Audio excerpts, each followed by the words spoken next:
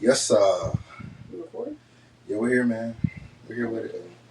Check my parlay before we got started. I don't know if that's gonna make me mad or you know what? Actually, I'm gonna wait because something. No, hold on. Who's on your parlay? I don't know why, but today I felt like real bold and just did a bunch of money lines. And then the other one I did like what I usually do: player points and rebounds and threes and stuff like that. You know, the last parlay I hit was during what was it? The women's March Madness. Damn, that was a long time ago. That long parlay I did. I lost like $300 on the next one, and I was like, I'm done. First of all, who's betting that much? Because not I. I won like $3K on that one. Damn. I won $3K. Why didn't you share with me? Man, I wish. I need to pay some bills, man. I'm trying to pay all these credit card debts. Yes. Nah, facts. Okay, I might be all right on one of these parlays here. The other one, not so much. He said, not so much. Hey, man, let's go Why did I do that? Let's go get this pod started, man. I knew I should have. I apologize. Let's go get this pod started. Welcome, we're back. Episode 2. Episode 2, here we go. Let's get to it. Listen, how we doing, people? How's your mental health, man? I'm good. I think I'm here. I'm here. I'm here too. And I'm glad you guys are here with us as well. So welcome to the Plugged In Podcast, where we are plugged in to all things sports, culture, and lifestyle. And this is our outlet. It is. I am your host, Sierra. I am your other host, Cam B. And let's get to it, right? Let's get to it, man. Man, let's see what we got on here, man. I mean, last time we just started the pod and we didn't really introduce ourselves. We didn't. Which we didn't really think about because we just get to talking. Yeah, we were so excited. You know, we had done a few pre-runs before this, and it was just I think we've already been in the game for a while, but y'all don't know who we are. So let's go ahead and get to it. So my name is Cam B, as I've already said before. Grew up in Greenville, South Carolina. Grew up in Greenville, South Carolina, man. Live in Charlotte now. Spent some time in the Navy. What else I've done? After the Navy, did the Navy 5 years, got out of the Navy, finished my degree in accounting at Clemson University. Go Tigers. We lost last week. Got whooped on, you know what I mean? But we'll bounce back next year. But also while I was there, man, pledged the greatest fraternity in the world, Omega Psi Phi Fraternity Incorporated. You know, for all my dogs out there that's listening. I love it. Yeah, don't hate. You a black king. I do my best, man. But, man, I just really like to talk, man. I like to talk. Just have good conversation. I'm probably very extroverted. I don't meet a stranger. So, but we're going to pass it over to the life of the party, I don't know about life of the party. Miss outside herself. All right, chill. Let's not even do that. I'm not even about to let you get that off. You lived a lot of lives. You've been outside more than me. Nah, I live 3 lives for real. Yeah, man. For me, I'm originally from Columbia, so 803. I'm always rep that. Then moved to Greenville, where I met this guy right here when we were very young and dumb. Probably 12, 11, something 12. like that. Yeah, so we grew up on the basketball court, You were not on the basketball court. Hey, we used to play at the church. At the church playing knockout, Bethlehem. Hey, shout out to everybody that went to Bethlehem summer camp. BBC went crazy during the summertime. Different back in the day, man. Yeah, but good times back then. But yeah, played basketball in college at Anderson University, one of the greatest institutions on the planet, depending on who you talk to. Yes, sir. But you asked me, it's one of the greatest. Won some championships there, won a lot of games, had a great career, great teammates, all the things. Then got hired on to coach there. And coached at some other places after that. So coached Division I, Division II basketball.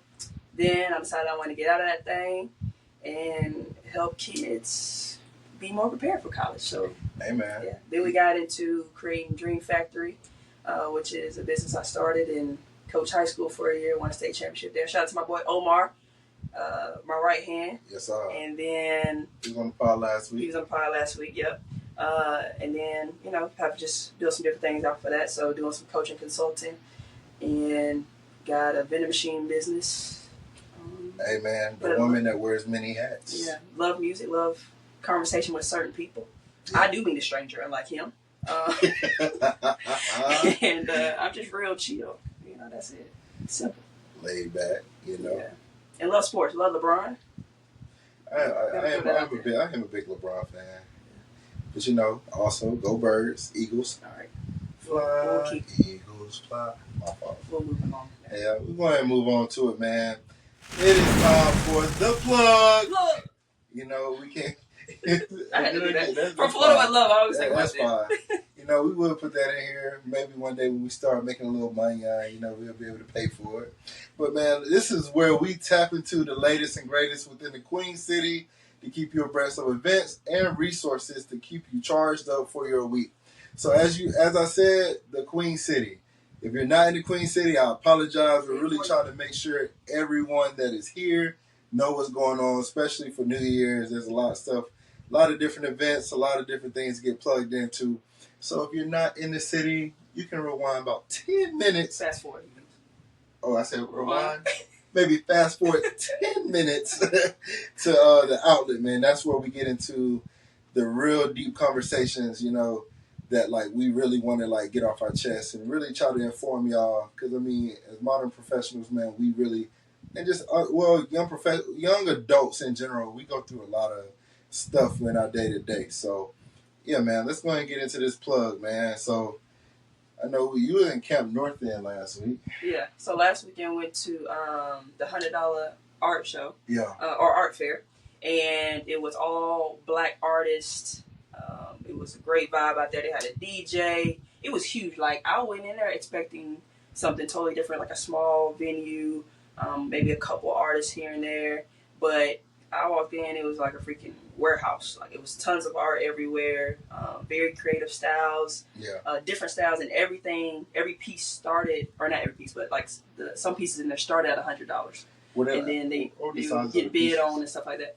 All different types of styles. Okay. There's so many different things in there.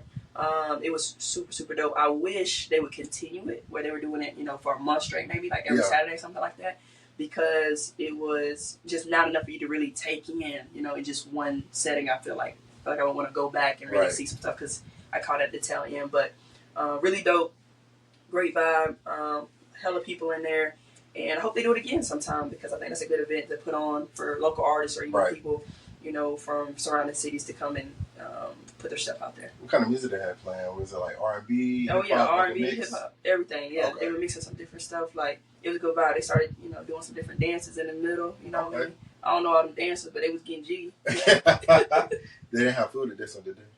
Did they have food? No, but I mean, at Camp North End, you know, there's food around, there's drinks, so.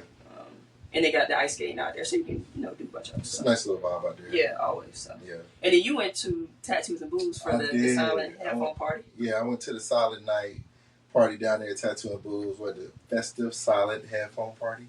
Man, it was for one, they kind of gypped me out of $10. Uh-oh. Well, they didn't really gyp me. Like online, they said it was $20, but then you get to the door, it was only $10. Damn. So I was trying to get my money back. They didn't get my money of course back. not. They didn't even give me a free drink. But man, overall, man, it was a nice little different. It was a new experience for me. I've never done a headphone party, so I was able to take that in. There was two different DJs up there, so you can kind of switch channels. Green was, I want to say, R&B. Red was hip hop. Yeah, hip hop. So we were kind of switching back and forth. But then on the other side, there was another DJ. Okay. So there was literally 3 DJs. You could listen to the ones in the headphones, or you could listen to the DJ that was actually just there, like, vibing out. Oh, that's dope. So we were, like, going through all 3. I ain't gonna lie. The regular DJ was probably fire. Mm-hmm. He was playing all the latest and greatest. I love saying the latest and greatest. For sure. But nah, man, like, it was a really good experience. If you've never been to a headphone party, I would definitely suggest you go. You can definitely tell, like, who's listening to what. Like, you can see, like, I might be listening to R&B, then I turn to my left and someone's just, like, jumping off the wall, so I'm switching the channels. Like, oh, let's get it. So yeah, man, I definitely suggest, like, I hope they have more of those. Hopefully they have it in a bigger venue. I feel like Tattoo and Booze is a really good establishment, but there's not a lot of room for that, to maneuver in that, like in that type of space. Yeah, I can see that. It's a lot of sections, really. It's Exactly. Like you gotta have a section to have a good time. Yeah, I'm not a big fan of like section culture. I'm always gonna say that. You might hear me say that a lot of times on this on pod, but that is okay. Well, we gotta table that one for another day to talk about how I go on my tangents. Right. Yeah, facts. But what are you doing for New Year's? Man, I'm gonna kick it at the crib, man. I try to keep a very like low key going into the new year. Yeah, now, New Year's Day, I might hop out, but for the most part, going into the new year, I try to spend it with the loved ones. Might hop on the grill, chill out. I know I'll be if you hop on that grill. Yes, sir. I'll let you know. Pull up on you. Hey, man, being a bros, that's one of like a requirement. You gotta know how to grill. If you don't know how to grill, it's gonna be a long day for you. But well, I don't know what I'm doing yet, but like I said, if you're on that grill, I'm gonna have to pull up for sure. Man, but I like to keep it real chill too. I don't like going outside on New Year's, so they got a house party, whatever, do that. And then New Year's Day, I plan to just chill and not do anything. Really? Yeah, I took off all my appointments. People had signed up for me to train them. I was like, let's change that on New Year's. Because I had to break this whole holiday break, man. I'm going crazy. Like, the only day was Christmas Day, so... Yeah, I'm proud of myself for taking that day. I was proud of you. You worked the day after Christmas too, didn't you? I did. I was proud of you. You said you were gonna do that last pod, and you did it. So yeah, for sure. So better than me, right? But if you are going outside, some things for us to plug in for you is there's tons of events going on at various locations. So I think one of the biggest is Dope Brunch Party, which is going to be at Queen Park Social. They've already sold a lot of sections there. I think they maybe have 1 or 2 left, if that, but you can buy different tickets to go. But it's a day party from 3 to 8. It'll be a good little vibe over there. Heard Dope Brunch is pretty dope. Yep. No pun intended, actually. That just flowed right there.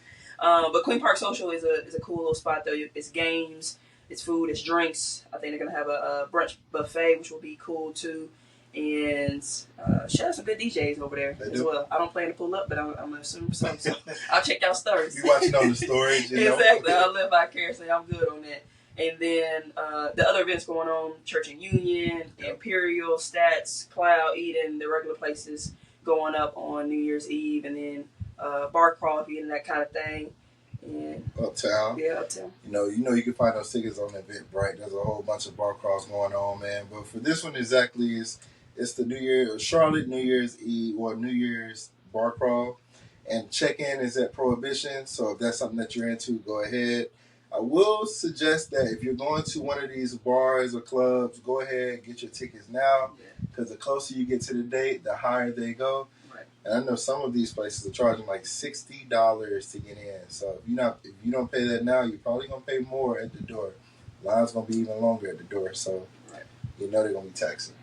Yeah, that's why I'll be inside. That's why I'm inside. It's gonna be cold anyway. To hell with that. Yeah, man. But I think that's the plug. And I told you 10 minutes. 10 minute stops. But let's go ahead and let's flow to the outlet.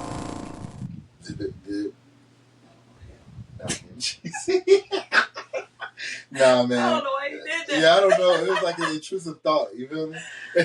You tried it though. I did. Sound effects coming. Nah, we gonna get some though.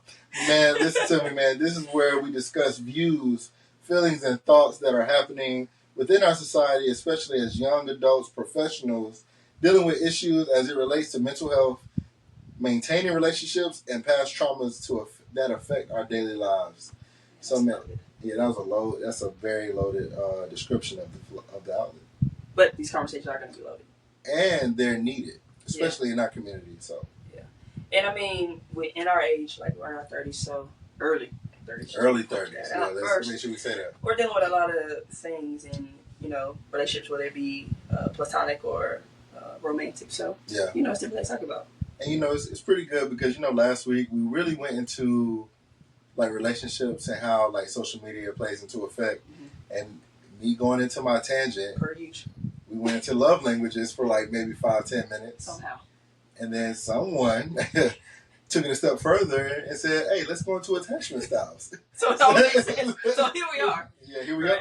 Building off of love languages and now talking about attachment styles. And so, the phones be listening. I'm a firm believer in that. And so, a couple of days after we recorded that pod, I was on TikTok and saw a video from a therapist on there, Dr. B, and she talked about how she believes that attachment styles are based off of our love languages. Shout out Dr. B. Yeah, so we'll play the video real quick so you guys can kind of hear how I got to bring this up to Cam. Right.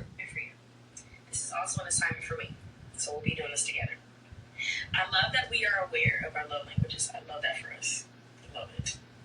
But where I want us to take it a step further is to evaluate whether or not our love language is associated with our attachment styles. Yeah. Let's say that you love words of affirmation. Do you genuinely want to hear that you are beautiful, that you are good at the thing, that you're a great person, that you're so fun? Do you genuinely want those affirmations because those are things that you already know about yourself? Or is there a void and you're requiring your partner to fill it for you? Yikes. Please don't misunderstand me. I think knowing your love language is valuable. I think knowing your attachment style is also very valuable. So, two things can be true. Two things can be true for sure. So, we took a deeper dive into what attachment styles are. Unreluctantly for me. Yeah, so I kind of pushed Cam to do a quiz as well, and we're gonna talk about that a little bit of what our results are. So it'll be a little vulnerable today. Yeah. And then we'll share the link with you guys as well. So if y'all want to take the test, then you can and learn a little bit more about yourself that maybe you don't know, or maybe you've already know your attachment style. So we both encourage you to take the test. Yeah. I didn't want to take the test just because I don't like hearing the worst things about myself, you know what I mean? But regardless of what I might think, these are not really bad things. It's just who you are at your core, So, and it's important to have self-awareness and I agree. to be able to navigate through life a little bit better. So attachment styles describes how people behave in relationships, from their desires for closeness and intimacy to their sensitivity to potential relationship threats. So there's 4 different types of attachment styles. Mm-hmm. All right. So one being anxious, preoccupied, and in that style, they tend to have a negative self-view, but a positive view of others. This means that they may view their partner as their literal better half. Okay. And then we also have avoidant, dismissive, which people here in this style tend to have a positive self-view and a negative one of others. Consequently, they prefer to foster a high sense of independence and self-sufficiency, especially on an emotional level. Next, we have disorganized and then fearful avoidant, which in this one, they facilitate between the traits of being both anxious and avoidant attachment, depending on their mood and circumstance.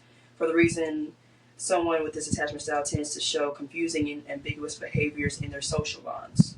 The last one, secure attachment, which we all strive for. We all strive to be, for sure, is applying that, or implies that a person is comfortable expressing emotions openly. Therefore, adults with a secure attachment style can depend on their partners and in turn let their partners rely on them. So definitely the strongest of the attachment styles. And as a result, let's just say we both did not fall in the secure attachment style yet. We're getting there though. Yeah, at some point I'll grow up and get there. I'm constantly working on me. You know what I mean? So it's a work in progress. A work in progress. Yeah. But so your love language we talked about was quality time and acts of service, and then we learned that your attachment style is anxious, preoccupied. And so to take a deeper dive into that, let's talk about it. It's one of 3 insecure forms of attachment. Oh. Is what it says. Okay. And it's an inconsistent formative period, which leads to low self-esteem and low self-worth, which I don't agree that you have. Yeah, I don't think I have those. But that's what it's categorized by. It's just a list here, okay? Yeah. So, not to say that everything applies, but some may. Some. It's a general list. There you go. Constant need for external validation and reassurance from others in an attempt to prove themselves worthy of love and affection. Fear of rejection and criticism, may become highly upset at any form of disapproval. Self-sacrifice and putting the needs of others first. I couldn't see that one. Okay. Struggles with being single or alone for periods of time. Relationships and intimacy are strongly connected with the anxious attacher's feelings of self-worth. Therefore, they may crave attention and try to impress others and attempt to get it. Yeah, that sounds about like me. A little bit. We getting a little warmer. Have to get down the list. Last one. Yeah. Last bullet point. Attentiveness to loved ones, almost to a fault. Others may end up taking advantage of this kind of generous nature because of this trait. Those last three were spot on. Cannot lie. Yeah. So how do you feel about that? You know, like when I think of my love languages in conjunction with those descriptions of the attachment style, anxious and preoccupied, I can see a bit of a correlation. You know, when it comes to quality time, I am looking for that like attention from my mate or whoever I'm with. I think that that's really important for me. Just like actually just being in their presence, them being in my presence. Definitely acts of service. I think that I've definitely put myself first. I put everyone first. Like even in friendships, family, like I would drop everything to make sure whoever I care for deeply like is taken care of. But it's not always reciprocated in all facets. Even like in my family, friendships, and relationships. So I could definitely see how those kind of like tie in. Kind of sucks, but that can cause issues in relationships a lot of times when you don't have in any of those relationships when you don't have that reciprocation. Because I think a lot of people are looking for those things and don't get them. You know, that are in your position, right? And so when that happens, it can be a negative situation at times. And it's like, well, how do you address that when you need your needs met? I think it's like for me, like I look for like reciprocity. You know, so I think a lot of times. I come from a place of like you don't have to ask me to like do something. Right. I'm gonna just do it. I'm gonna take the initiative. Maybe that's just me like being in the military and just kind of like how I grew up. Like you didn't have to ask us to go like work. You know, we knew that like common sense would tell us, hey man, this person needs this done at this certain time. So I do think that there are moments where you should ask your like mate or your people like. Hey, like I may need this, or do you need like something, or is there something I could do for you? But sometimes, well, for the most time, I'm always gonna take the initiative to go the extra mile to like make sure that whoever I love and care for, like they don't have to want or ask for anything. But I think a lot of times that energy is not reciprocated because they have different attachment styles and also different love languages. Because just because my love language is acts of service doesn't mean that my partner has like acts of service in her top two. Yeah. So I think that really plays a part into it as well. So how do you vocalize that? To get on the same page so you can get what you need out of a relationship and then what they need out of a relationship if, you know, those two things aren't the same. I think that a lot of times communication, like I said last pod, communication, compassion, and what was the last one? Communication, compassion, and I really can't remember. I can't remember. I read something today. It was like, your forehead is big and you can't remember nothing. It was a meme. And I was like, dang, I relate. Oh my god. Like, what's in there? There's some stuff in there, but not memory. I think it's communication and compassion. But I think that like communication is very key. I think a lot of times we expect people to read our minds. And I think a lot of times, like, because I've done things, I've also read too that you can kind of tell someone's love language by how they try to love on you.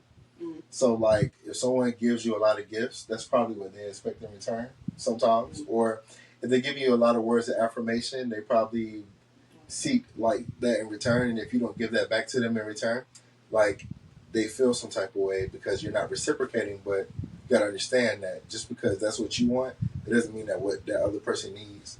So definitely in my older age, more mature age, I'm very just like open about what I need and making sure I know what my partner needs. Asking questions, making sure that if like she voices an issue of like something I'm not doing, like I look and think to myself like, all right, is it real? Why am I not doing these things? But I think communication is very important. Like when like you're not getting your needs met, because I mean you can't read my mind and I can't read your mind. Right. So, but then when you have that communication too, it gives you a choice. So either you're gonna change it or you're not. You can walk away. Yeah. Right. And so when you have that choice, then you can move a little bit better. Nah, that's you a know fact. I mean? So either on the same page or you're not, and you just figure it out from there. You got to give people the option to like. You have to give people the option to make a choice, and I think that a lot of us, because we lack in communication and like telling people what we want, but also in telling people what we will not do, we stay in relationships longer than we should. Right.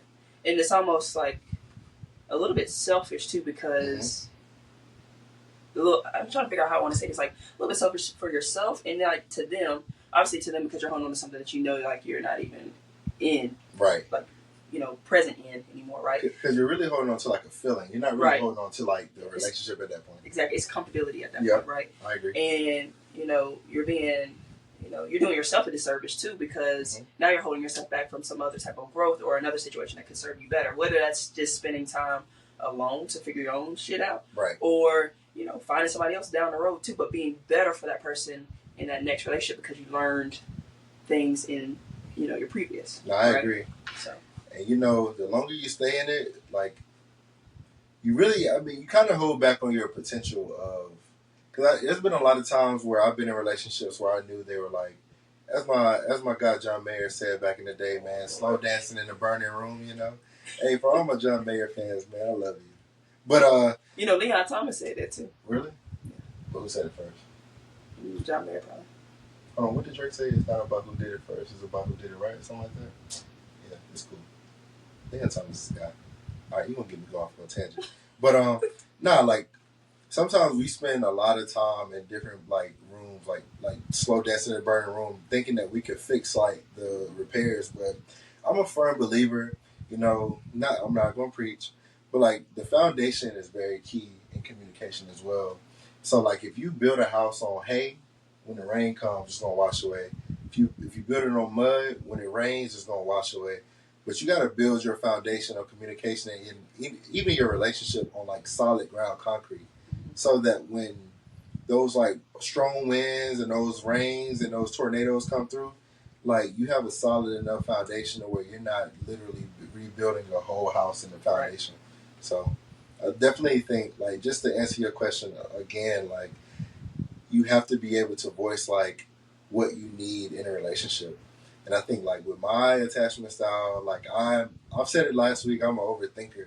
So in like me being raised to always take care of everyone else, and like seeing like I grew up in a household full of women. It was just me, my sister, and my mom. So and even then, like I grew up with a lot of aunts, grandparents, all this, that, and third. But I think in that, man, like I had an affinity to make sure women were okay. Like, and I think that because of I seen the heartbreak and the pain in like my mom's eyes at certain points of my life, I've always gravitated making sure that my woman feels that she has everything. She's secure. And she's secure. But in that, like, some women do not value that at a certain age. And because of that, I think not to cut you off, but I gotta say this too. Some of them don't need it. They don't need your validation. They don't need your security. I think that's oftentimes. This could be another conversation too, where men sometimes, or even in, I'm the worst gay, so I don't know the right terminology to use, but I'm gonna just say gay relationships. There's a better word to use, but it could be the same thing where fluid relationships. Sure. You want to label everything, whatever. So anyway, I think a lot of times, like we think that we have to be the one to take care of them. And when you get to this big age that we are, like some people are already established, they don't need you for anything. They need peace. They need a true partner, right?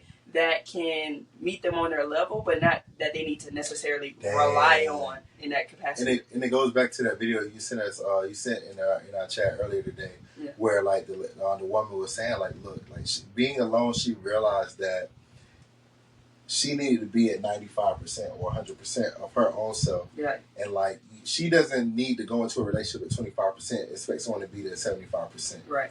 She needs to be secure in who she is, to know that, all right, when I have a partner, my partner is adding to that piece, as you said. Right. It's a true partnership where you guys are making each other better. Yeah. And I think a lot of times, like, we lose sight in that when dating, because it's like, oh, this person got this, they do this, they got da. Yeah. And, you know, that's what I'm trying to get to, or whatever, when it's like, no, look at yourself, like, what do you bring to the table, too? That's a fact. You know what I mean? Because if y'all are in the same space, that could be good, could be bad. They could be motivated, but at the same time, like, it has to be where you feel like you can bring value to them in some other capacity as well. You know what I mean? So I think we got to think about that too, and not think that all women don't value it. I think there's, you know, women on both sides, or people on both sides. You know what I mean? So I think that some partners internalize like past traumas, and you know that's what we said. We're dealing with the traumas in our lives and the outlet. I think in many like cases, the traumas that we deal with in our lives, we roll those over into our relationships, thinking that the people that we saw deal with certain things, or the things that we dealt with, we want to make sure that our spouses don't feel that. Yeah. And I think that by trade, like for me, I am like a solver. I'm a fixer. So there's been a lot of cases where like my woman will come to me and will like tell me a problem, and my first thing is to fix it. Yeah. But she doesn't need me to fix it. She just wants me to listen. Mm-hmm. And she may figure this out on her own. She don't need me to come to be her dad at this point. Yeah. She needs me to be her partner, listen, give her validation and what she's feeling, and then we go about our day. And it's been a lot of times where like in my older age where I've had partners and I've been able to, rather than trying to fix it, I just sit back and I listen. Right. And I think it's been received well. Like, you know, thank you for helping me like calm down. Because she didn't really need a solution as to fixing it. She just needed to calm down, so now she can like figure out a solution. Yeah, right up a plan. Or sometimes, like going back to what you said earlier, just communicating, like asking them too, what do you need from me in this moment? Exactly. You know what I mean? So they might tell you then, I just want you to listen, or hey, I need your help with this in order to, you know, get out of this situation, or whatever the case may be. But then also talking about traumas too, and what you've dealt with or seen, what have you, is also how much your parents' relationships play into your relationships. Like as much as you try to maybe move differently than them or whatever the case may be, but like if you've never seen a successful relationship, how do you know what one looks like? You don't. Not in your household. I'm saying up close.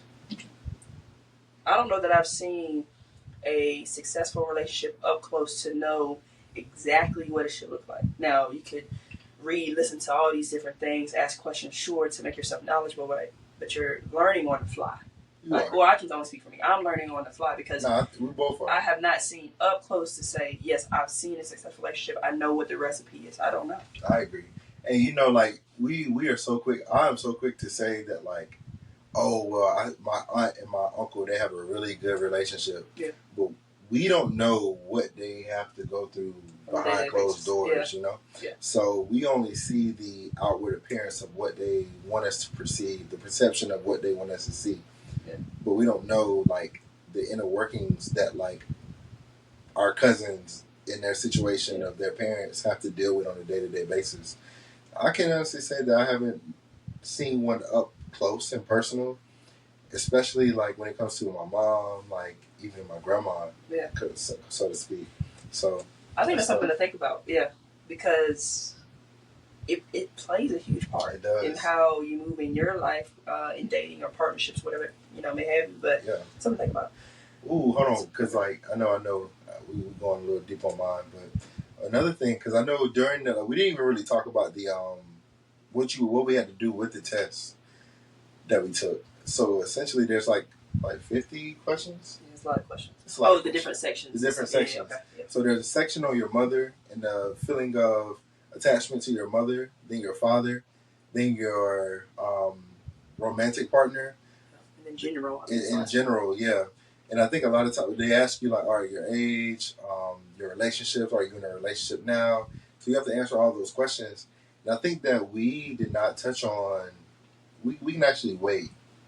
Because you kind of had the same one I did for one of our parents. Oh, yeah. Yeah. So we can get back to that. But, so my love language was quality time and words of affirmation. Yeah. Let me find something out. So, my attachment. Acts of service makes sense, but words of affirmation, that kind of caught me off guard. Yeah. So, just hold on tight, everybody. Your hair's real nice. Thank you. You know, I try to do a little something for Christmas. Yeah. To do a little too straight, I mix it up. See what I did there? Words of affirmation. Ah, you got me. Yep. That went over my head a little bit. I was thinking it could be a sweet for real. Nah. Putting on for the people. No, I'm just kidding.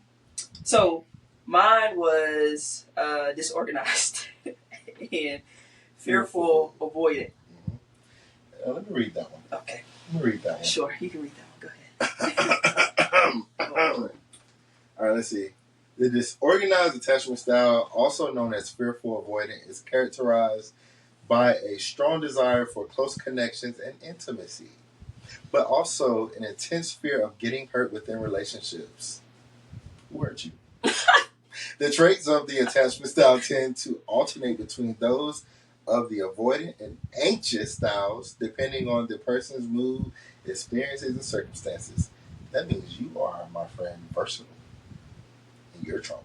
But due to their early experiences, people with this attachment style struggle with feelings of fear, mistrust, and inner conflict, especially in relationships.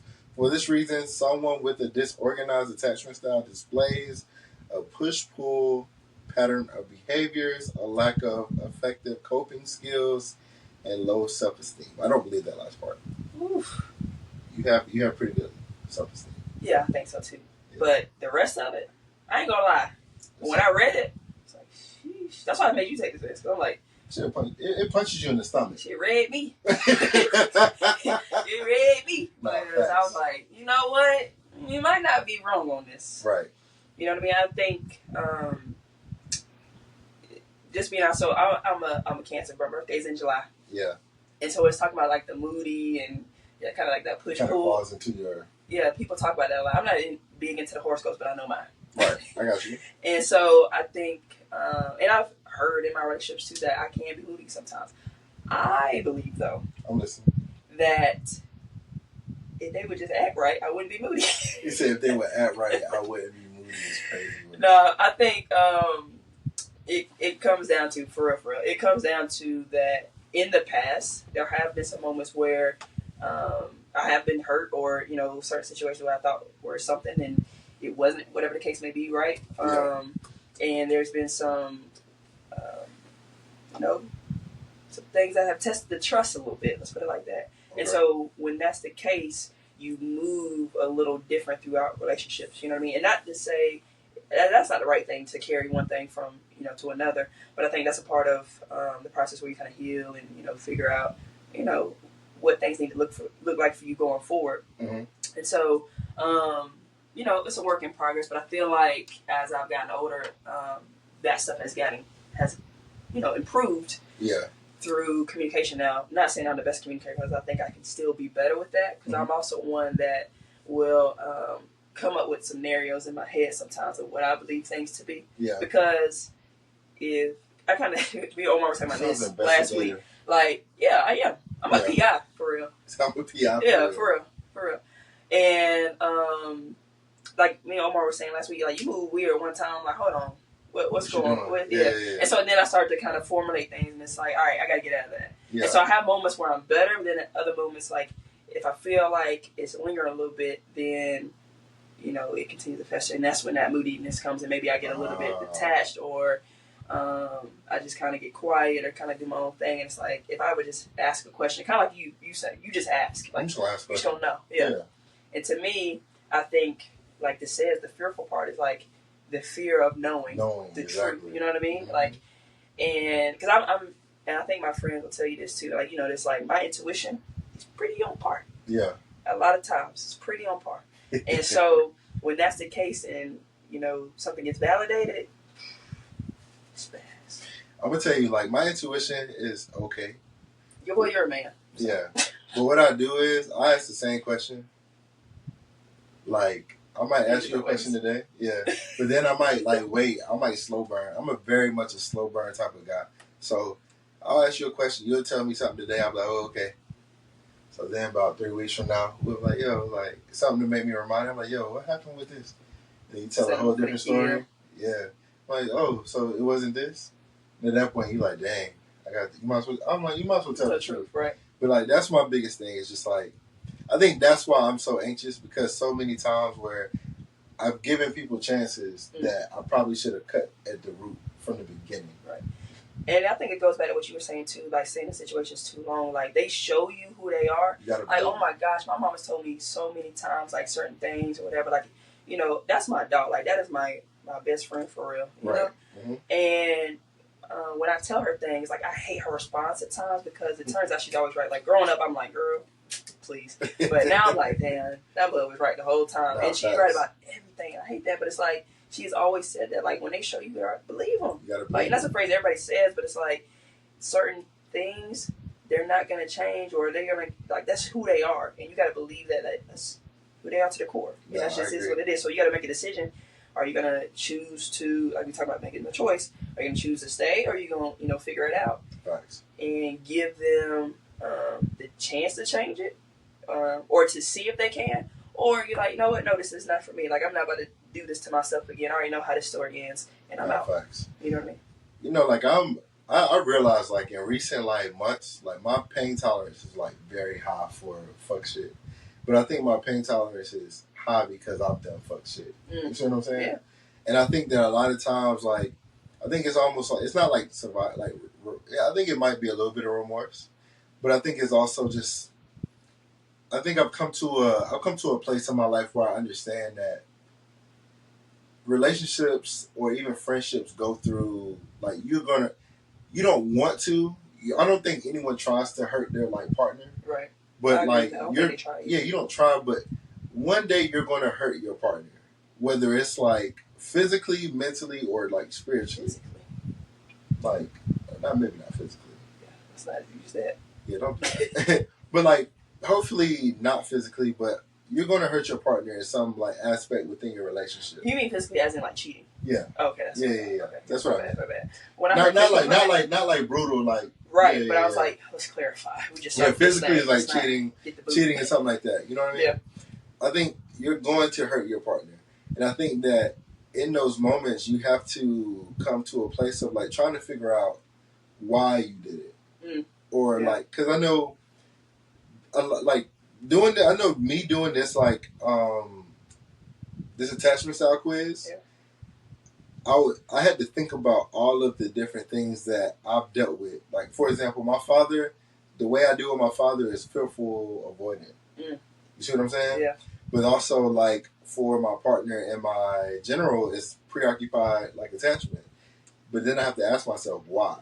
It's because for me, I never saw a working relationship within my household as far as my mother or any meaningful relationship that I had, I think that's a great point, because I'm looking at mine, and with a partner it's anxiety and avoidance, right? Yeah. And I think growing up in my household is my parents were together for a while, and then they separated later, but even during that time, I think as a collective in our house, we didn't really talk through our problems. Like, my dad's a military guy. No. And it was like, it's his way or the highway. For your dad was, anytime I came over to the crib, your dad was not there. Or if he wasn't he's there, working, or he's on drill, or, facts. So but when he was there, it was his way or the highway. And it's like, you're not really talking through things. It's like, no, I see it this way. That's how it's going. This how it is. You know what I mean? My mom now is a little bit more conversational and will be more understanding. Yeah. But it was very much avoided. Like, all right, suck that shit up, keep it pushing. Facts. You couldn't really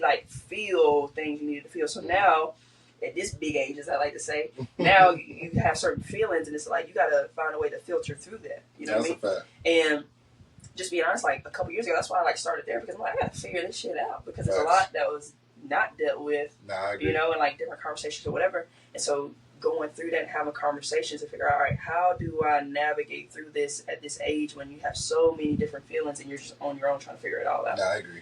And so when I read that, I'm like, it makes a lot of sense. Yo, I'm gonna tell you, like, well, it's not really a side note, but like when you talk about therapy, I had a woman come up to me because I was like a little drunk at a function, and I had a woman come up to me and say, "Hey, like, are you okay?" I'm like, "Yeah, I think I am." Like, "Have you ever been to therapy?" And I was like, "No." She's like, "I think you need to go to therapy. There's some things you need to work through." And I think that that was some of the best advice that she could have ever given me in my life, because like black men, it's taboo for us to talk about our feelings. Yeah. That's one. When you talk to our dads, our uncles, even like our friends, we're all taught to suck it up. Like that's like one of the biggest things we're taught. When you get hit, suck it up. Don't cry. Yeah. Like I know, even living with my mom was just like, I'm sure we have all heard it. If you cry, keep crying. I'm gonna give you something to cry about. Right. You know what I'm saying? So we're really taught. Yeah, we're taught to suck it up and to like mask our emotions with masculine, which could really be toxic masculinity energy. And sometimes that's not even just men. That was like just black kids. Black kids in general. That's a phrase just black mamas or black dads will say. But it's so interesting because like with the anxiousness, like I saw how even with that, like my mom was very emotional and very like into her feelings. My mom was like hard as a rock, but then like in moments where she's like that mean the most to her, like she really will break down. And I think that was something I had to work through as well as like going into my like adulthood. Is like everything can't be emotional, you know. Mm-hmm. And I think that a lot of my relationships, like even like in my romantic relationships, I've made, even though I'm logical and practical by like design, because I was raised by a woman who was so emotional. Yeah, a lot of emotional decisions. Yeah, made a lot of emotional decisions. And I think that like even how I talk to women, I've talked to women in the past. I'm a work in progress. I'm trying to get better. But it has come from a place where when I listen to myself in therapy and I'm talking to my therapist about how like I used to how my mom communicated with me when I was younger, I'm like, damn, it's tough, but I'm taking some of what she's done. Oh, into your relationships. Into my relationships, and now I'm projecting that onto them. That's actually one of the reasons why I went to, not because of my mom, but actually my dad. So being the oldest, right? And, you know, like you just said, my dad was home a lot, but when he was home, just how he navigated conversations or talked to us or whatever, like I feel like as I started to date more and get in relationships that's how I was too, like taking on a lot of that personality, you know what I mean? Right. And I think in some of the most important times of both my life and my brother's life, my dad was deployed for 2 years, 2 different times. Yeah. You know what I mean? And so I think that's a tough time too, to where there's a lot of, you know, different emotion behind that too. But I think just some of it would show its head in a lot of our relationships. And I'm sure, I can't speak for Ty, but I'm speaking for him. Is probably for his too. You know what I mean? So. And you know what's crazy? Like, now I see why, because I was looking at your like chart, like for your dad is this missing like attachment, and I can see why, because like when he would be gone, you had to kind of detach yourself from. Yeah. Do you agree? Oh yeah. I mean, when your dad is gone for 2 years, like you can't see him. All you can do is talk to him on the phone or Zoom, and then it's not every day. Yeah. You know what I mean? Like, thank God he worked in communications, but it's like. It was, you know, could be far and few between sometimes. And I can honestly say those were some of like the moments, like even with me being I was only gone for 5 years. Like I only did 5 years in the military, but like those times that I was on a boat, like I could only talk for a certain periods of time, and it was never like on the phone. Like I could talk on the phone when I would go into like ports, but for like at least 30 days before, like it was like we would do 30 days on the ocean and then like however many days in port. But like in those times, like we could only talk through Facebook or emails and stuff like that. And in those moments, like you really can't. They can't hear your voice. Right. You can't hear their voice, and there's like a detachment from like the world at that point. And then when you come home, it's almost like you're relearning like your life skills, communicating with your parents, with your friends, like because you're not the same person. So like even with your dad, like I can kind of like resonate with that, but also on the flip side of that, I can also like understand and feel like what you had to go through of just like having to detach yourself because I mean maybe it hurts so much like not being able to be around your dad. So me, I just really one thing I can say, we both are secure in our like our parent, like our mother. But I know for my dad, like for me, I avoided because like I felt like he avoided me. Right. So not to get too much into it, but my dad, like he had some like troubles with the law when he was young, got out. But now he's like a really big pastor. But I think that a lot of times, like I was just talking to my little brother about this. Like I kind of avoid like our like relationship just because I feel like at this point, like I'm 32 years old. Right. Do I really need like your guidance? Right. So, I think that could be another conversation for another day because I think I agree that is something that happens a lot in Black families, unfortunately, or just different people in general with their parents or whatever. And as you grow up and how those relationships start to change or how you view them much differently than when you were a kid. Like you got a little bit more sense now. Nah, facts. You've been around some people, you've seen some different things. So yeah, man.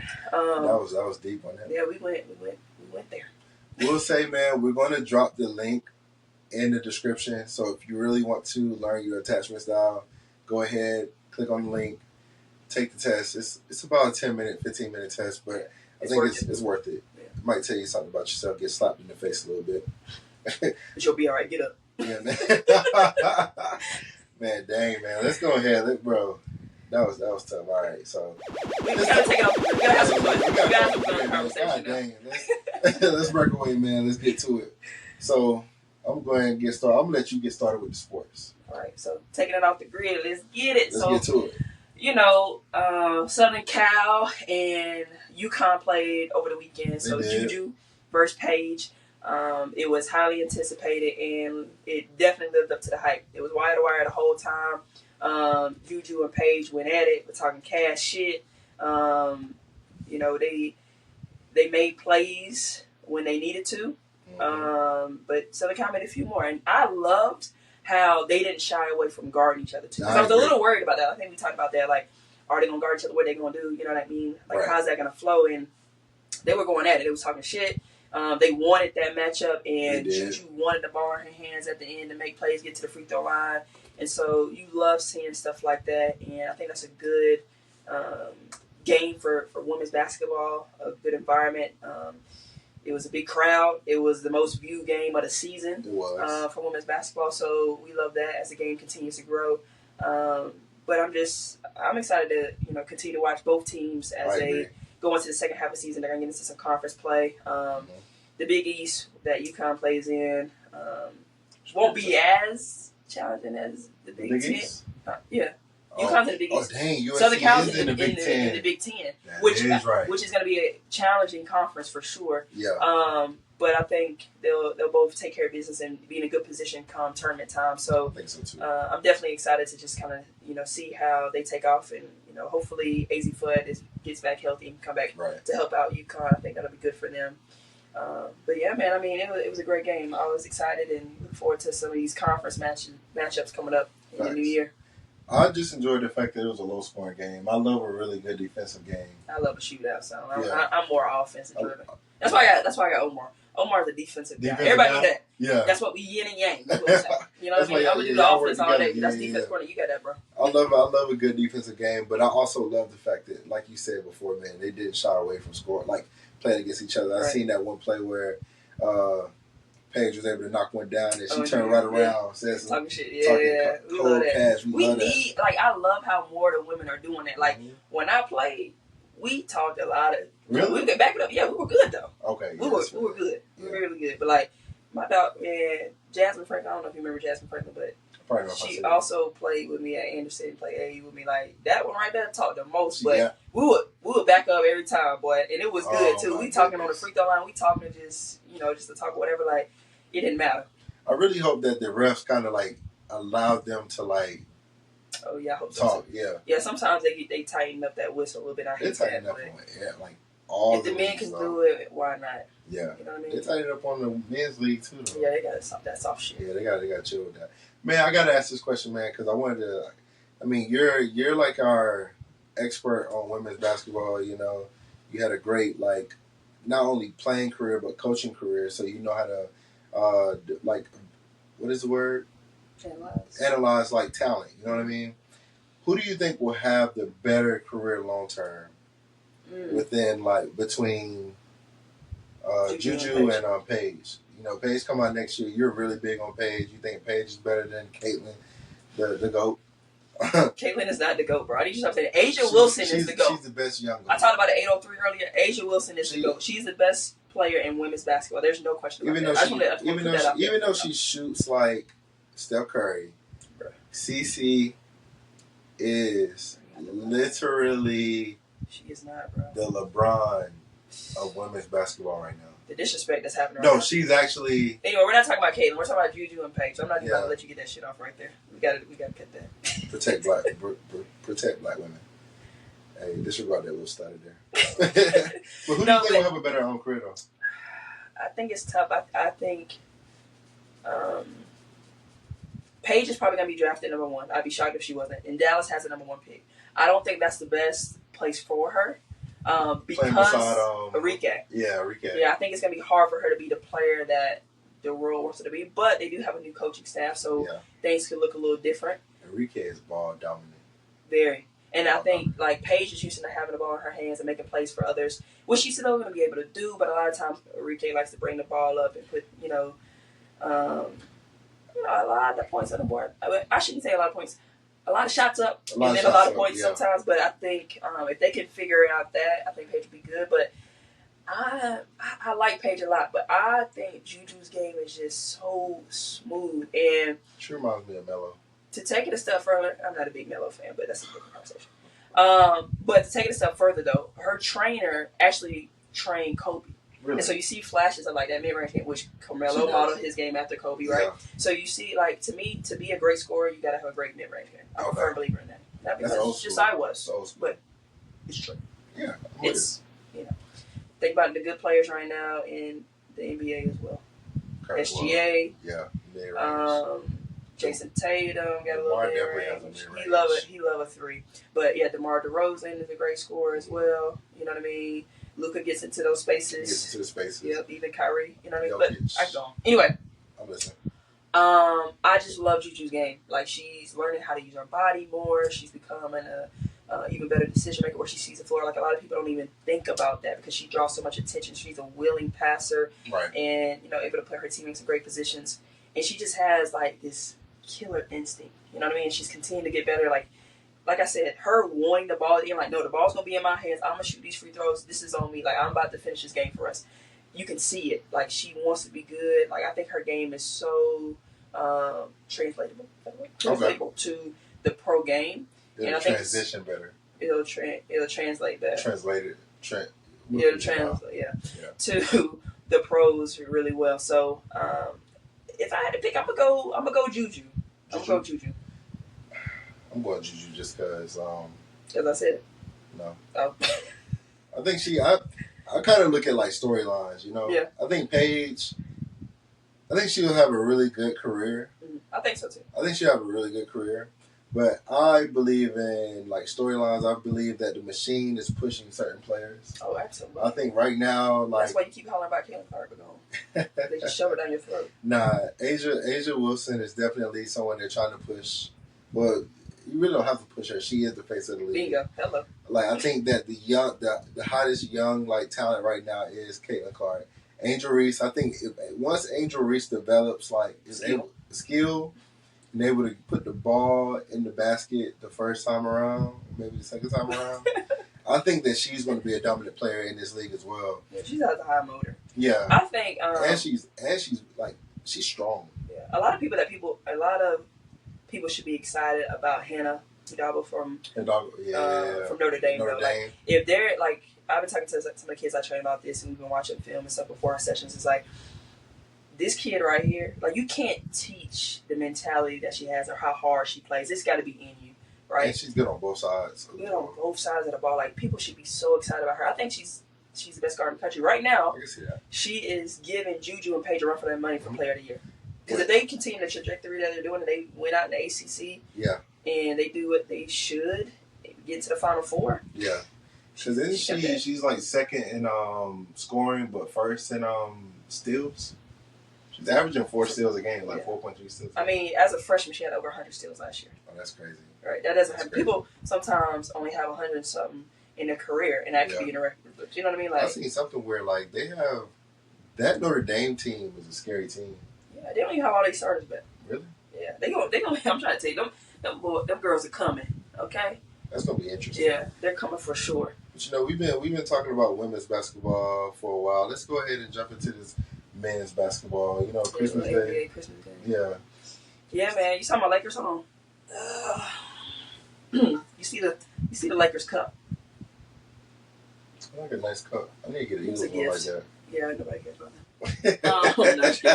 No, but shout out to the Lakers though. They got the dub against the Warriors. Yeah. Austin Reeves, the GOAT. Whoa, you keep throwing that GOAT thing around. Crazy. The GOAT. All right. Almost triple-double on Christmas Day. LeBron and Steph rivalry is what it was really about. No, it was. And they both did what they're supposed to do. And is it really like a rivalry at this point? Yes, it's still a rivalry. They love each other. Absolutely. I mean, they're cool, but they're not friends on the court. It's a rivalry. They go at it. They lived up to the hype. They gave us a great show. It was the most viewed game on Christmas Day. Now, Austin Reeves put it in the bag, but Austin Reeves also need to do that because the play before, he let Steph Curry get that wide open 3, getting hung up on the screen instead of switch with Max Christie like he was supposed to. Nobody talking about that, though. How you leave Steph Curry butt naked out there? It's Steph Curry. And then Steph Curry hit that shot over LeBron. I'm like, how? It's Steph Curry. He's tough, man. He's tough. But I like LeBron. I'm glad the Lakers were able to pull this out, man. LeBron is the true GOAT forever. Thank you. And I think this past week he's number 1 in minutes played of all time. Of all time, yeah. Of all time. It's a lot of mileage. Hey, salute. Yeah. Almost 40 years old. You know, I know. His birthday's coming up. Really? Happy birthday, LeBron. Happy birthday. Not the hell here. It's insane. It's really insane. LeBron, I love you. It is really insane how bro is like 40 years old. It's still cooking, boys. Like, there was no AD. AD went down early. Yeah. Cooking. I just hope that man can stay. He needs to stay healthy. Yeah. He needs to stay healthy. And I think he made a comment, too, that he's like, I love football. This, that, in the game. He's like, I love football, but Christmas is our day. The other games was a snooze fest. Like, I hear LeBron, I love you, but it was You know what I'm saying? The Knicks game was straight. I will say Wemby went from 42. That's what I'm saying. The Knicks and was that Knicks and Spurs? Yeah, Knicks and Spurs. That was the first game of the day. That game was pretty good. We were watching that. But I mean, I think the viewership is just down as a whole in the NBA because of just how they're playing, and you know, it's just a very 3-point dominant league right now. Yeah, I think it's how they play, but also who outside of like once LeBron, Steph, and KD retire, right? Who is the superstar at face that's going to carry the league? I think it's hard to say. They just don't know names. SGA is great. Tatum's is good. He's great. But who's like a face? Anthony Edwards got the one. Anthony Edwards in it too. You do. They were trying to make Ja the face, but he too criminal. Yeah, he can't. Take that from my He's too fat. He's too fat. They really wanted Zion to become like somewhat of a face. Another South Carolina boy, but he just riding at the time. That boy in Louisiana eating that gumbo. You feel me? Sheesh, man. Yeah, I don't know. I mean, like you said, they're trying to put different people in position, but I think it's hard because, like, I love the SGA. He's my number 2 right now, right? It's LeBron, SGA, Dame for me. And nothing about them is just like, I'm so dominant. Like, Ant's probably the closest. Like, that's the thing with LeBron. LeBron is, like, so dominant. He's played at such a high level for so long. Yeah. And it's, like, what he already came into the league with. Like, those dudes, they had some hype around them. Yeah. Like, Zion had the most hype, probably. I agree. Right? He hadn't played. We don't know what he can really do. We've seen it in spurts, kind of, but not to... They push Zion, but Zion doesn't really have a skill set. Yeah, you know, well, yeah.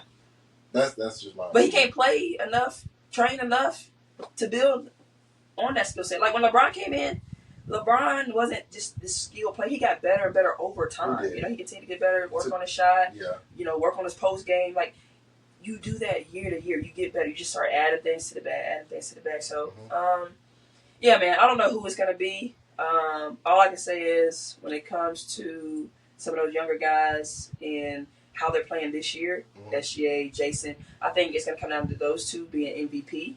I'm going to take SGA. I'm a little biased. SGA could have won it last year. Bingo. He went crazy. And they are number one in the West right now without Chet. He went crazy. And he's going crazy right now. This boy is on a tear. Yeah. He's scoring 40 points a game. And dude's going crazy. He just scored 45 and like 7 and 8 the other night. I want to see him tomorrow. Can't wait. That's gonna be it. I saw him last year when he came. Yeah, that boy's so smooth, man. He's probably he's the smoothest, most nonchalant player I've ever seen. I love that. Life. Nothing phases him. Yeah. I love players like that, though. So, but yeah, I mean, LeBron to say NBA, I mean, the Christmas Day is NBA's day. I don't know. I mean, I think what the NFL did was really good. When you think of viewership, I think what the NBA did $5 million. Yeah. The NFL literally with 2 games on Netflix at that. Yeah, on Netflix that you had to subscribe to did $25 million. That's nuts. That's insane. But they also had Beyonce. They had Beyonce. It's Beyonce Bowl. It was the Beyonce Bowl. But I do think that even without Beyonce, the NFL is overtaking the NBA. And this is they're doing things the right way. They're doing things the right way, and also the NFL is. I think football is keeping the trench babies. What do you mean? The hood babies. Oh yeah, yeah. We're getting a lot of European, a lot of like, a lot of mixed kids. Mixed kids, like coaches, players' kids. Yeah. Privileged kids. Yeah. I think it's really becoming a nepo league for the NBA. I mean, that's just being honest. Like, I don't think that LeBron started this. You have the Barrys, you have the Gary Paytons, you have the Trents, the Trents. There's a lot of nepotism that goes on within the NBA. Shoot, Austin Rivers. But when you think of there's nepotism even in the NFL, but I think that they are losing that spunk. You know, when you think of the Jason Richardsons, I like Jason, the dunk contest, but even AI, who's an AI in this generation? Who's Kyrie's probably closest. Yeah, but he's not. But he ain't culture. The culture wise, yeah. There's no one carrying culture, which that's another conversation we gotta have within our off the grid culture. What is black culture now? Yeah, another day. Another day. We'll go off the grid anymore. Yeah. But no, I think you're right. It's tough right now. I think the NFL is making it so interactive with the fans. Just for example, adding these games on Christmas Day. Picking Beyonce to do it in Houston, her hometown. She just dropped the album. Yeah, Post Malone was so geek. He was looking at her the whole time I don't want to take to Beyonce. I don't want to feel Beyonce. This is crazy, but let me remember what I got to say in my Levi song, right? Yeah. But I just think that, even having Kendrick, he had a hell of a year, right? So then having him do the Super Bowl, they're just doing things the right way. It's we don't have a clue who's going to perform at the All-Star game, and that's in February. You know what's funny about the All-Star game? They always have someone mess up the Star Spangled Banner. I wouldn't be surprised. Yeah, I got to keep that tradition going at least. Yeah, they got to figure out some better ways to engage people. And I heard something this week where they're trying to look at for the playoffs doing a 1 to 16 seed, which I think will make it a little bit more competitive. Yeah, but I'm sick. But there's other things they got to do throughout the year. They did the play-in tournament, which did you really watch it? That's what I'm saying. I didn't watch it as much this year as I did last year. But granted, my Lakers. Yeah. So I don't know. We'll see, but hopefully they figure it out. They gotta do something. They got some different ideas rolling around. So we'll see. But let's talk about the viewership of not even the viewership, the games for the NFL since they really run Christmas now. We run Thanksgiving, Christmas. I say we I played in the NFL. I love football, but your Chiefs won. We love that. How about those Chiefs? That's enough. Okay. Well, you do your little. Who did y'all play? We played Steelers. Yeah, I'm about to say. That was a good dub. Steelers have lost 3 straight. The Steelers have lost 3 straight, and it just came out that they have a cancer in their Oh yeah, I locker read room something right about now. that. Yeah. That for them. I don't want to. I'm not going to come out here with rumors, but a couple players are saying that people Inside scoop people. Yeah, I don't have the inside scoop.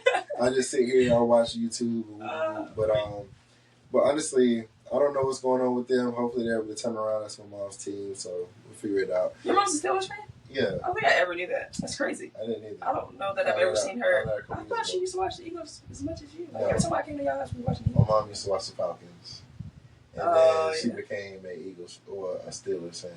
Don't know how. I remember the Falcons and the Eagles. I don't remember the Steelers, but I solidified it. I bought her like a couple Christmases ago. I bought her a Steelers jersey. I was like, love that for her. But they have some stuff going on. Hopefully, they're able to bounce back. But let's just talk. I'm just going to say the best team in Philadelphia, in Pennsylvania, is the Eagles. I'm always going to say that forever. You know, Jalen Hurts, I think he's going to be out till the playoffs. Rest easy, my boy. He didn't die. Huh? He didn't die. Yeah, he had a concussion, though. I know, but rest easy. Don't people just use that when they die? Nah, rest easy. Like, just chill. Oh, Yo, you know that, side note, do you know that him or Jalen Hurts and Saquon just bought everybody golf carts. carts. I They saw that on bought Twitter. for the offensive line. That's love right there. Yeah, that's dope. Man, I wish I had somebody buy me a golf cart. I'll run all around Uptown in a golf cart. You remember when we had these go-kart and I flipped you on it?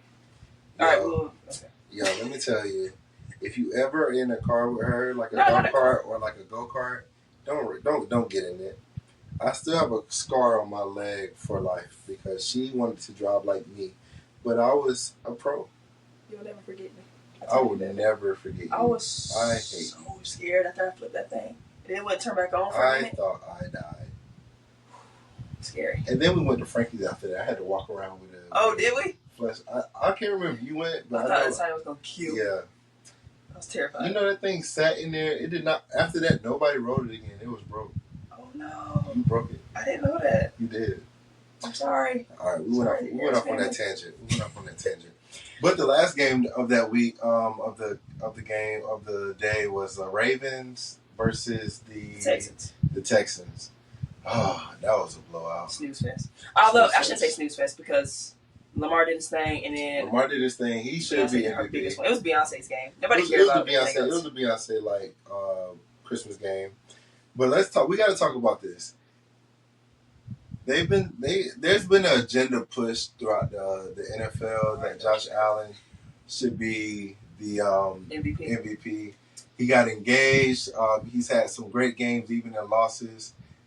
But when I tell you that this guy, Lamar Jackson, is putting team, he's putting up crazy numbers, putting the team on his back. Yeah. Of course, he has Derrick Henry, but this is probably the most efficient dual threat running back that we've seen ever. Quarterback that we've seen ever. Oh, absolutely. Not to mention, he is now the all-time leading rusher as a quarterback. He just surpassed Michael Vick. Michael Vick, I was going to say that. Wow. Mm-hmm. Shout out to Lamar. So for him to be doing this in a season where the defense isn't really playing well, they've dealt with a lot of injuries, he's never had a number. I can't think of one time in his career where he's had a number one receiver. Mm. And for him to be putting up the numbers and finally have a legit running RB1 like behind him, you got to give this man the MVP. Period. Like there's third one, right? It'll be his third one. Yeah. There's been a chance of MVP3. Give him his MVP. But even if he doesn't get the MVP, hopefully he's able to make a run to the playoffs to get beat by the Eagles. I would love to see him in it. I would love to see two black quarterbacks. That'd be a real black Super Bowl right there. Eagles and Ravens is a whole lot of black people right there. Not to mention, I would like that actually. Other than I really want my Chiefs to be there, but if not them, then for some reason y'all look beatable, but y'all lost one game throughout the season. But I'm gonna tell you what I've been telling everybody when they tell me that. Good teams find a way to win, and you gotta have a little bit of luck. That's true. And we've been blessed. Yeah. So hopefully it can keep rolling. All right, let's get on to sports now. Yeah, cool. Let's go to some music. I'm cool with that. Did you listen to SZA? I listened to it. The new Deluxe, and did you listen to the old SOS? I listened to the new Deluxe. Okay. I focused on the Deluxe. I did realize that I listened to SOS like before. Okay. All right. That's good. All right. You get some points back. Yeah. So what did you think about the album? I don't like the poppy songs. Yeah. She has a few poppy songs on there. She's been doing that more and more on the SOS records, but I'm not the biggest fan of them. But I do like the ones on this deluxe better than the original SOS poppy alternative type song. I kind of alternative. It's definitely some like Paramore influence. I want to say I've read before that she really like looked up to them when she was growing up. Now I love me some Paramore too. I get it, but I think she went crazy on this album with certain records. Like, what do I do? I like what do I do? Do you know what she was saying and what do I do? You know some girls that's been feeling like that before. I like what do I do? I like love me for me. Hold on, we gotta go back. Do you know what she was saying and what do I do? When I tell you I play that song 50 billion times a day. Really? Yes. What did she talk Last about? night, you called on accident. Heard you. Looking on the other end. Oh no, I turned it's that. It's too late. I turned that. It'll never be the same again. I turned that. Bruh. When she got into that, I got a little nervous. Yeah, see? You know put some girls in that situation before. I turned that. Yeah. I turned she said, I wish you the best because you were that now. My turn really hurt. My turn is good too. My turn really hurt. Chill Baby was pretty solid. Drive is good. Drive is solid. 30 for 30 is nuts. I think that's insane. It's nuts. It's insane. I will say that. Oh, Diamond Boy is good too. I didn't listen to Diamond Boy. It's literally right after 30 for 30. I skipped that one. Take that. Hold on. It was like a few that I skipped. Like in the. You can't do that. See, I don't like people like you. You gotta listen to the record through. They put it in that order for a reason. I hate when people get. I just listen to a new album on shuffle. Huh? I don't listen to it on shuffle, but like I listen to I listen to it like I listen to a movie, like or watch a movie. I give it like instead of the first 10 minutes, I give it 10 seconds. I might give it 20 seconds. After 30, it's like, all right, let me go and turn this and get to a vibe. That's crazy, man. But I do really like. I like SZA. I don't like the fact that she's like going real pop on some of these songs. I love earthy, like running through like flowers.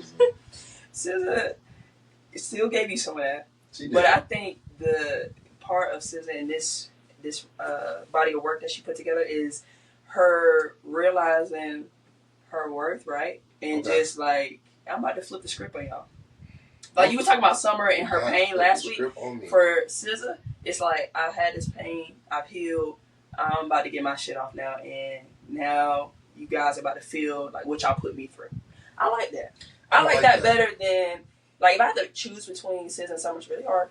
Yeah. But I'm taking SZA because I like that. Get your get back, man. Ooh. Get your get back. I don't like that. I don't like that at all. I really feel like. Of course you don't. I don't like that. Like I believe in the golden rule. You do unto others as you like them to do unto you. And I believe that regardless of if they do it to you, you didn't like it, so you shouldn't do it back. I think you should rise above. Be the bigger person and grow up. So men and women that are out here getting their get back, grow up. No. What's that phrase that people used to say? They go to the flow, I go to hell. That's what SZA saying. No. When people go low, we go high. That is what Michelle Obama. That is what was said by Michelle Obama, the greatest first lady in our generation. We are not gonna agree on this SZA topic, but I think she's really making music for the men, for the women who got cheated on. And like, yeah, like you think you cheating? I'm gonna cheat 10 times better than you. Oh, they was already getting their rocks off. Sick. All right. I don't want.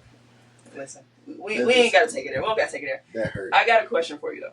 What's your question? All right. As the year is coming to a close, yeah.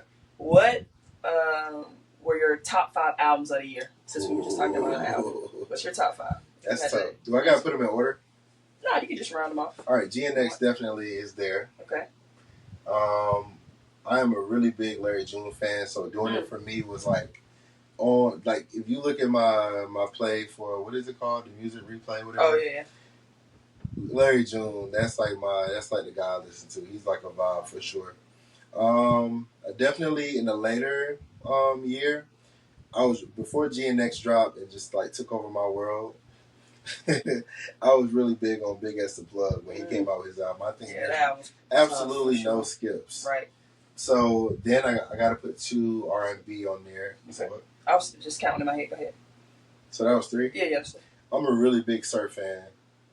Love Sir. So I heavy. love Sir. Yeah, heavy. Okay. And then last but not least, and this is hard because there were a lot of good like albums that came out. Didn't I realize 21 Savage came out during this year. Vultures came out this year. Don Toliver came out this year, which I know is going to be on your list, of course. I am a really big Anderson .Paak fan. Oh, yeah. Always been. That was good. So when he came out with Wild Lord with NX Worries, like that was like on repeat for a while too. Yeah. But honorable mention, I got to give it to Ben Staples too. Okay. Ben Staples. I love his little show on Netflix that he Hilarious. had. Yeah, they got renewed for season 2. So that's dope. Okay. I cannot wait. Okay. So mine. I'm listening. You know what my number 1 is? The rest of them are not going to be in order. Mud, easily. All right. Leon Thomas. And this is my thing. You know how you just talked about the replay thing? Yeah. His album came out in September. It's already number 1. It was number 1. It's already number 1. You talking about Playing Through the Ground? I got that on vinyl. I played it through the ground in the car, like anytime, shower, you name it. Vinyls are not cheap. I bought the 2 more today. Well, really, my daddy bought it for me. That's crazy, but, right? Yeah. That's love, right? Prince. I got Prince Purple Rain today. Oh. And I got Scissors Control today. I was so happy. But anyway. That's heaven right there. Yeah. So anyway, Mutt. Okay. Hearthstone Psycho, so you're right. Okay. Don Toliver for sure. Okay. I went to his concert. One of the best performers that I've seen. He went crazy. I enjoyed every minute of that. Would go watch him again. Bryson Tiller. Yeah. That album was phenomenal too. I just love R&B, so he did his thing though. We Still Don't Trust You. I feel like you gotta have that on there. Yeah, I love Future, Metro Boomin I love R&B. Went crazy. Like We Don't Trust You was good, but We Still Don't Trust You had some shit on there, okay? Because We Still Don't Trust You had Love Bad Bitches. When I tell you when we was outside, we was outside with that one. She said when. I don't like it when she tried to. We love playing that song. When we were outside, she's still outside. All right. Anyway, moving on. And then P4 with Party Next Door. People slept on that album. I slept on that. I still. You need to go listen to that. It's no skips on that either. Boy, went crazy. See, it's a lot of R&B on mine. I am a lover girl, okay? I'm a lover girl for sure. Yeah, I heard Party playing with his nose now.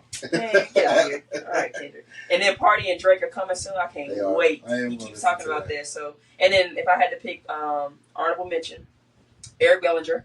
That came out like earlier in the year. The Rebirth 3. And that's a long album. Yeah. And I typically don't like Eric Bellinger, like his actual songs. Like he writes a lot of good stuff for people. Right. But that album, again, no skips on that one either. It was really, really good. Okay. He actually comes to Charlotte in February, right near Valentine's Day. Didn't he come to Charlotte earlier in the year, or was that last year? They make another stop. He already dropped 2 albums this year. So. Jesus. Yeah, he's a writer. He is. And then Big X the Plug will be on mine too. I got put on the Big X the Plug. Shout out to my dog Red. Put me on him. She's like, I think you're gonna like him. And boy, I played him through the ground too for a minute. Big X is the man right now. Yeah, man. Hopefully he's able to kind of build off this momentum. I think so. I think he'll do it. I'm a little afraid because the album came and went. But I think it's because people put out so much music that it's always something new. But I feel like people go back to it. Like I hear on Reels all the time. Yeah. He put out in the perfect time because put out the same week as Glorilla. She had a pretty good album. Yeah. But they were kind of neck and neck. But yeah. I just realized all of mine were males. Yeah, man. The girlies. I mean, I like Scissor's album too, but it's just like it just came out last week. I can't say. I said my like I said, there's not a lot of women putting out great R&B. Yeah. Or not enough. Not enough. We'll see what they do next year. Yeah, we'll see. All right, man. Well, what's up? Oh, go ahead. Sorry. No, go ahead. No, I was just gonna wrap it up here. No, I got one more question there. Okay. So, like, who is the artist that you're looking forward to in 2025? Oh yeah, I think you say his name Kari. Kari. I originally thought he was like Toronto OVO type guy because he kind of had that sound a little bit, but he's actually from San Francisco. But I discovered him on TikTok. I was scrolling through one. I just got TikTok like literally like a month or 2 ago. Really? Yeah. Just for recipes. You're gonna get addicted. Nah, I'm pretty good with it so far. But anyway, found him on there, and he has the song Oakland, or 3 p.m. and 3 a.m. 3 a.m. in Oakland. Great record. Is that what we listened to on Body last week? No. What was that? That was something else. Okay. You have to send that to me. Yeah, but he has that, and then Oakland Part 2, a song called Lemonade. Like, I am obsessed with his music and his sound, and it's a good vibe. It takes me to a good place. So I enjoy him, and I look forward to seeing him put a good body of work together going into the new year. Okay. Yeah. I'm going to go with Big X Unplugged. Okay. I know it's kind of like a mainstream. I don't really think he's mainstream yet. But I know he was able to put together a nice little, like, run of, like, songs with, like, old school feels. Yeah, I like the samples. Yeah, he did a Rick James sample. Oh, my goodness. Man, I love me some Rick James. So I love his samples. I love how he has a lot of old school influence. Yeah. They're putting a lot of money into his samples. Those are not cheap, like right. beats and samples and music that he's putting together. Yeah. But I'm curious I'm curious to see how he's able to, like, stay true to his sound and not go too mainstream.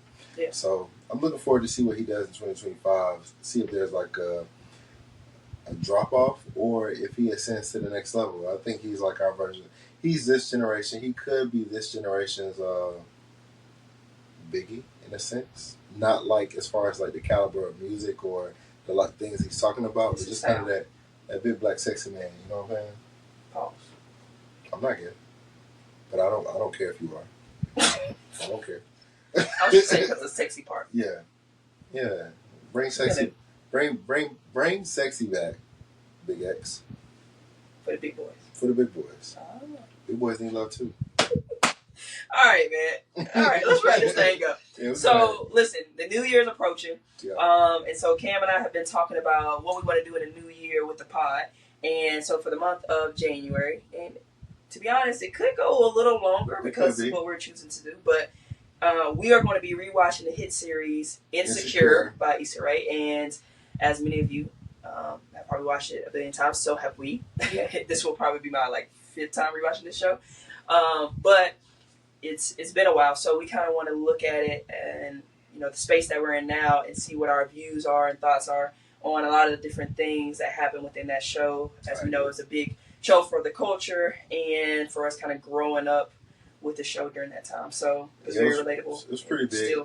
Definitely pretty big. I was always Team Lawrence, but curious to see what I see in different perspectives. Right? Yeah, especially like the friendships between Molly and Issa. Mm-hmm. There were a few people I looked at like, yo, she is a fucking douchebag. But then again, we might look at it from a different view because different perspectives. I kind of looked at that was kind of like how I did with Game of Thrones. Like the first time I watched it. I never watched Game of Thrones. I'm sorry. You make me sick. I've heard it's good. But I was gonna go on a tangent. But the really back end, definitely looking forward to watching those. How many episodes you want to watch a week? You want to watch 2 or 3 or what? I mean, the short episodes. We'll reconvene on that. But we will have some different topics based on that. So we're excited to do that in the new year. And as we mentioned earlier in our section, go back up to the top of the show where we talk about the different events happening for New Year's Eve as you guys bring in the new year, hopefully safely and responsibly. There was a shooting out in Charlotte, so last year. Jeez. Oh, I was like, wait a minute. Nah, be safe out there, man. Don't get trampled, man. Just get trampled. Yeah, I'm not playing. Have a time, though. Yeah. Have a time. Don't spend too much money, man. Make sure you spend it with. I always say, spend your New Year's with your loved ones. Just don't spend it with some random person. Wake up and think about, damn, I'm starting my life with a mistake. End it the right way so you can start it the right way too. Right? Amen. And also make sure you get some chitlins, man. Make sure you have your blackout peas, your greens for sure. Bring that money in. What is it? Put money in your pocket. Make sure your house clean. All that. Yeah. Do your laundry. Before the New Year's. Don't do it on New Year's Day. Man, our washer don't even work. Spinning cycle went out. Y'all just got right. That's crazy. Go to the laundromat. All right. Well, we appreciate you guys joining us today. Be sure to subscribe to the pod on Apple Podcasts, Spotify, and YouTube. Follow us on Instagram. Yeah, we just made an Instagram, so please follow us on that. TikTok coming. Yeah. And then other than that, Happy New Year. We'll see y'all next week, which will be in the new year. So thank you guys for plugging in with us today.